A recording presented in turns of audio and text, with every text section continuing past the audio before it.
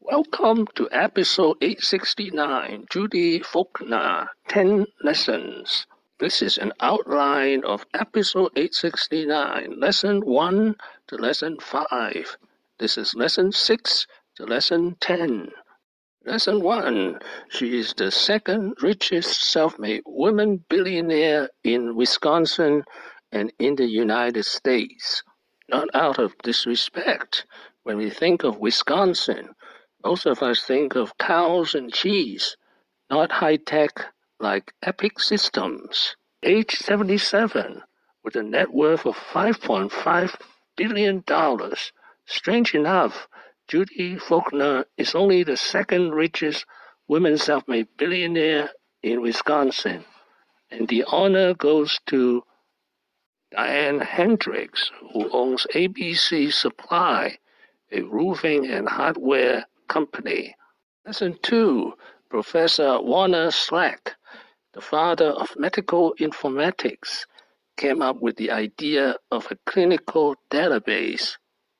Took computer science at UW. I took Warner Slack's probably first course in the world in computers and medicine. And at some point he asked me to work with him and his team. I said, okay. And then they brought me in after a few years and asked me to create a system that would keep track of patient clinical data over time, inpatient or outpatient, and they wanted to be able to define their own data elements and design their own screens. Lesson 3, the accidental entrepreneur. Judy Faulkner kept saying no to Professor Warner Slack for 2 years. So what did I know? I didn't know it was hard. So I went away, built it, came back, installed it in many different departments at the university. And then my customers at the university would go around the country and show people what they were doing. And then they'd call me up and say, start a company. And I would say no. And for about 2 years, I kept saying no. And I finally gave up and said yes. And then I had to figure out, how in the world do you do it? Lesson 4, the first mover advantage. So what they were asking for was a clinical system when there weren't really clinical systems popularly being sold. There were lab systems and billing, but not clinical. And they wanted what we would call a database management system, but this was before Oracle and Sybase and DBase. Lesson 5, what constitutes good leadership? Important qualities are in a leader that augurs for success? I think low caution, got to be able to take chances, and at the same time, you've got to have good intelligence, good emotional intelligence, and good common sense, because otherwise, if you have low caution and not those things, you just be a Scud missile. And so that's probably pretty important. Okay. Lesson 6, patient first. BFF is best friend forever. As in her own words, put the patient at the center and all the data around the patient. Creating initiatives and applications that redefine the medical record for us all. Stay close with clients. Can't always do that, but we certainly try. And one of the things we've done is to stay close at multiple levels. And we've created the role of BFF. Now, when we first did BFF, people thought it was funny. We're thinking it wasn't serious, but really liked that concept of a best friend forever. Some people didn't know what it meant, but clearly if you have teenage daughters, you know what it means.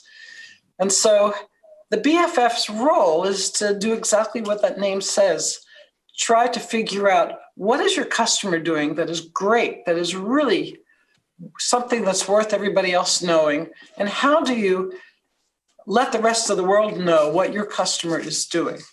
Lesson 7, her whole family is into healthcare, including the 1985 Nobel Peace Prize.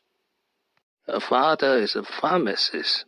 Her mother, Dell Greenfield, was a stay-at-home mom with just a high school education, but she would go on and win the 1985 Nobel Peace Prize for International Physicians for the Prevention of Nuclear War.